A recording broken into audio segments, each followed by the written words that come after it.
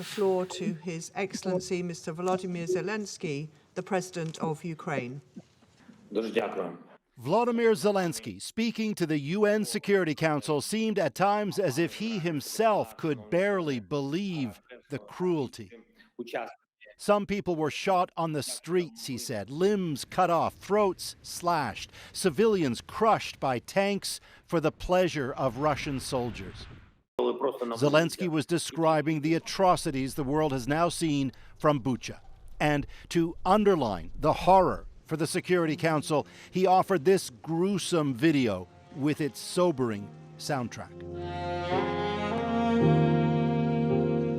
Women were raped and killed in front of their children, he said, some with their tongues having been torn out. Condemnation was fierce and widespread. I will never forget the horrifying images of civilians killed in Bucha. The United States has assessed that members of Russia's forces have committed war crimes in Ukraine. Zelensky demanded as forcefully as ever that Russia be stopped and held to account.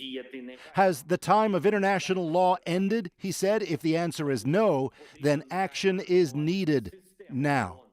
The real question for the Security Council is, what can it actually do? As a permanent member, Russia has veto power on effectively anything. Russia's ambassador to the UN labeled Zelensky's words lies. The Ukrainians, he said, are killing their own people.